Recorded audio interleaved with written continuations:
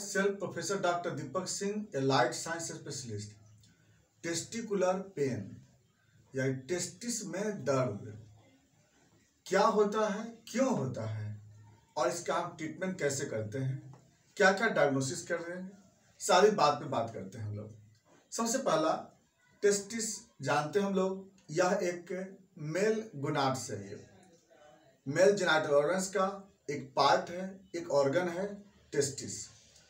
Testis one pair होता है, यह स्क्रोटम में होता है, जैसा कि देख रहे हैं फोटो में, वन पेयर स्क्रोटम में होता है। ये इसका फंक्शन क्या होता है, इससे स्पर्मेटोजोआ बनता है एंड इससे हार्मोन बनता है टेस्टोस्टेरोन एंड एस्ट्रोजन हार्मोन।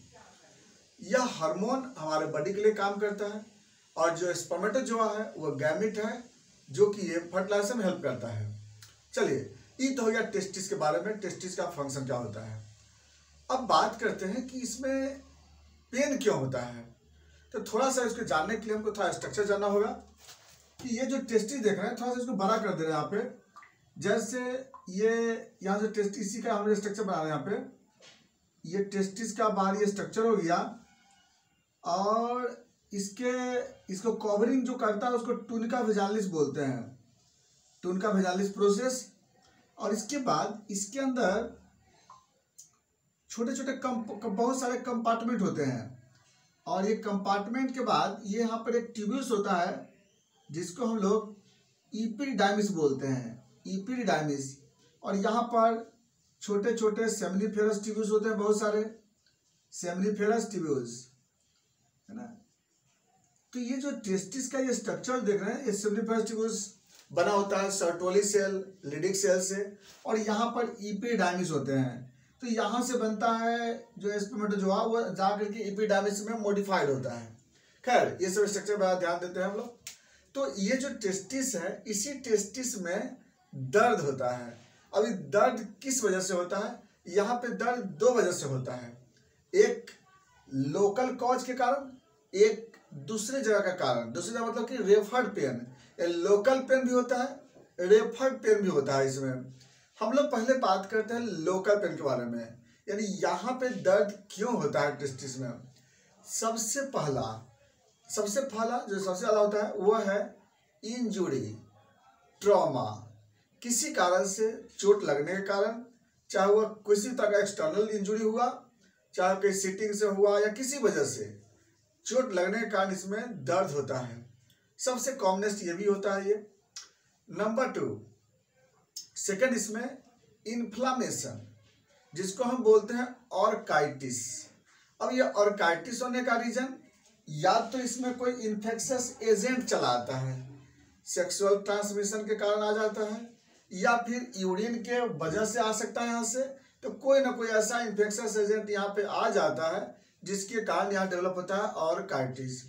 उसके बाद इपिडिडाइमाइटिस। अब इपिडाइमाइटिस में क्या होता है कि इपिडाइमिस में इन्फ्लामेशन हो जाता है, या फिर इपिडिडाइमल सिस्ट।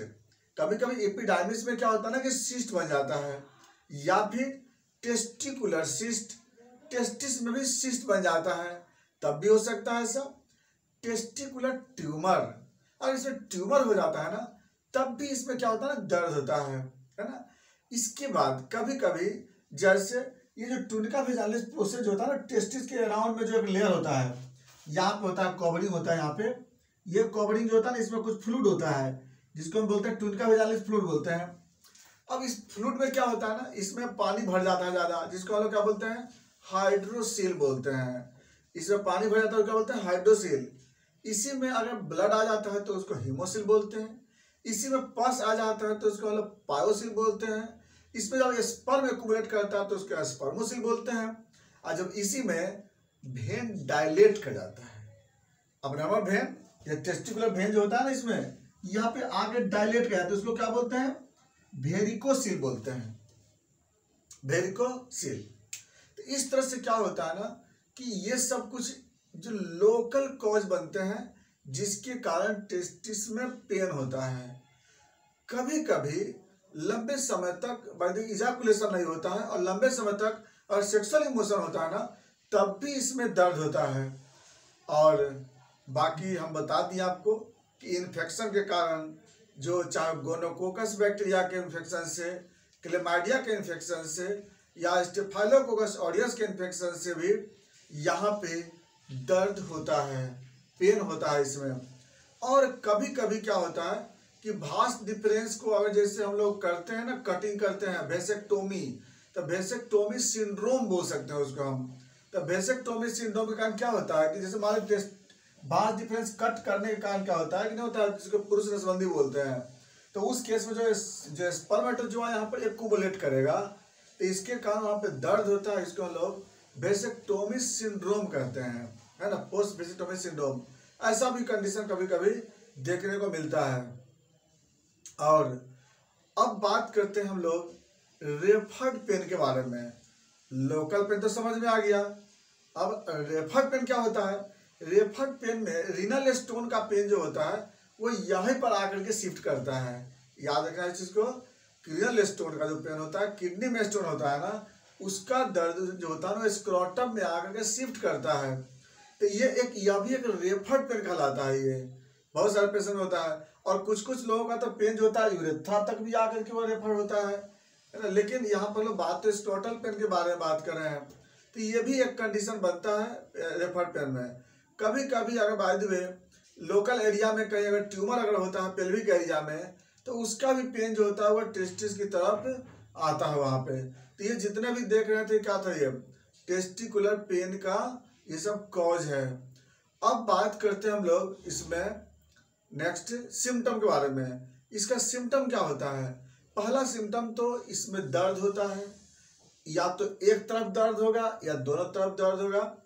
और ये जो पेन होता है यह पेन कंटिन्यू भी रह सकता है, या फिर किसी क्लॉथ के टच होने से या प्रेस करने से ये दर्द बढ़ता है। अगर इन्फ्लामेशन वाला होगा तो हर समय दर्द होता है। जैसे अगर मान लीजिए सपोज किसी इन्फेक्शन बैक्टीरिया से हो गया या किसी वायरस मम से हो जाता है, तो उस समय क्या होता है, दर्द कंटिन्यू रहता है। इसके बाद जब इसको हम टच करके देखेंगे तो इसमें हार्डनेस रहेगा, इसमें जो होता है कंसिस्टेंसी इसकी हार्ड रहेंगे, और ये इनलार्ज की ओर रहेगा, बड़ा भी रह सकता है। और कभी या तो एक तरफ बड़ा इनलार्ज रहेगा, या कभी कभी दोनों तरफ बड़ा रह सकता है इसमें। इसके साथ साथ फीवर भी आ सकता है। और नेक्स्ट सेक्सुअल इंटरकोर्स के समय भी दर्द हो सकता है, या फिर यूरिन करने में भी दर्द हो सकता है। बर्निंग म्यूचुरेशन में भी डेवलप, या फिर यूरिन का कलर इसमें व्हाइटिश भी हो सकता है, या हेजी कलर का भी यूरिन आ सकता है। और इसके बाद जो इसका जो टेस्टिस में इसका जो कलर है, हो सकता है इसका कलर भी थोड़ा चेंज मिले इसमें। इसके बाद इसमें जब लंबे समय तक अगर बाद में कोई पैथोलॉजिकल कंडीशन रहता है, तो स्पर्मेटोजोआ का फॉर्मेशन में भी इंटरफेयर कर सकता है। तो ये सब जो था इसमें आपको सिम्टम मिलेंगे, कॉम्प्लिकेशन मिलेंगे। अब बात हम करते हैं कि अगर टेस्टिस में पेन है तो हम कौन सा डायग्नोसिस करेंगे। हम लोग क्या क्या हम लोग जाँच करके देख सकते हैं। देखिए, सबसे पहला हम लोग जाँच कराते हैं वो है USG ऑफ स्क्रोटम। टेस्टिस का हम लोग USG कराते हैं, क्लियर पता चल जाता है कि आखिर क्या वजह है। अब खुद जान रहे हैं कि एक दो कारण नहीं होता है इसके पेन का, बहुत सारा रीजन इसका हम दर्द का बता दिया आपको हम। तो सबसे पहला हमें है कि वहाँ के अल्ट्रासाउंड करा करके हमको जानना बहुत जरूरी है कि किस वजह से वहाँ पे दर्द हो रही है। इसके बाद USG के बाद हम लोग क्या करते हैं, यूरिन का कल्चर सेंसिटिविटी करा लेते हैं। तो यूरिन का कल्चर सेंसिटिविटी कराएंगे, तो यूरिन कल्चर कराने पे भी क्या हो सकता है, अगर बाद में इन्फेक्शन से होगा तो हमें फाइंडिंग हो जाता है। इसके बाद सीमेन एनालिसिस करा के भी देख लेते हैं। सीमेन एनालिसिस में हम लोग देख सकते हैं कि क्या क्या उसमें फाइंडिंग हो रही है, स्पर्मेटोजोआ कितना है उसमें, और किसी तरह का पस या और कोई सेल है कि नहीं है। इसके बाद अगर जरूरत पड़ता है तो सीमेन का कल्चर भी करा के देख सकते हैं, क्योंकि टेस्टिकुलर पेन है, हो सकता है कि वहाँ पर जो कोई ना कोई ऐसा इन्फेक्शस एजेंट हो, तो इसलिए हम लोग सीमेन कल्चर भी करा करके देखते हैं। और बाकी ऐसे रूटीन में TLC करा करके देख सकते हैं, बढ़ा रह सकता है। DLC में तो अकॉर्डिंग टू एजेंट के अनुसार आपको न्यूट्रोफिलिया या लिम्फोसाइटोसिस या इसनोफिलिया इसमें मिल सकते हैं।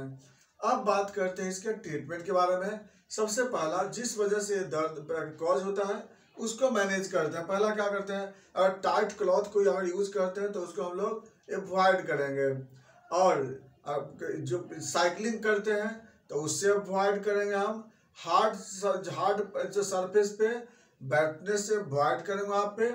और अगर कोई कंडीशन और भी आ रही है इन्फेक्शन, तो इन्फेक्शन के लिए हम लोग अलग से ट्रीटमेंट करते हैं। बाकी बात करते हैं हम लोग होम्योपैथिक मेडिसिन पे। जैसे मान लीजिए अगर ट्रॉमा है, चोट लगा है, तो वहाँ पे हम लोग अर्निका यूज करते हैं, बेलाडोना यूज करते हैं। अगर कोई इन्फेक्शस एजेंट है, अगर बैक्टीरिया अगर है, बैक्टीरिया का इन्फेक्शन है, तो वहाँ पे हम लोग सैलेसिया या फिर हम लोग मेडोनिनम यूज करते हैं वहाँ पे। और अगर वायरस इन्फेक्शन है तो वहाँ पे हम लोग कॉस्टिकम यूज करते हैं इस इन्फेक्शन में। अगर कोई ट्यूमर अगर वहाँ पे है तो हम लोग वहाँ पे कोनियम यूज करते हैं, या फिर वहाँ पे हम लोग कोनियम के साथ साथ हम लोग फाइटोलका भी यूज कर सकते हैं। और अगर बाय द वे यहाँ पे अगर कहीं हाइड्रोसिल या हीमोसिल की बात अगर होती है तो वहाँ पे रोडोडेंड्रॉन या फिर हम लोग लाइकोपोडियम यूज करते हैं। और अगर by the way referred pain होता है तो पहले पता लगाएंगे कि रेफर्ड पेन किस वजह से होता है। तो ये जो देख रहे थे ये सब स्क्रॉटल पेन का ये सब कारण होता है। तो पहला क्या है कि जब भी पेन अगर होता है टेस्टिस में तो हमें प्रॉपर डायग्नोसिस जरूरी है, क्यों दर्द हो रहा है, इसके लिए अल्ट्रासाउंड सबसे ज़्यादा ज़रूरत है। उसके बाद ही हम उसको हम लोग आगे बढ़ते हैं, क्योंकि मैनुअल डायग्नोसिस करने से उतना अच्छा क्लियर पता नहीं चलता है जितना कि हमें स्कैनिंग कराने के बाद देख सकते हैं। इसलिए स्कैनिंग पहले बहुत जरूरी है, तब जाकर इसका हम ट्रीटमेंट करते हैं। ये था आपको स्क्रॉटम पेन, बाकी बातें चलेंगे फिर नेक्स्ट वीडियो में। Thanks for watching.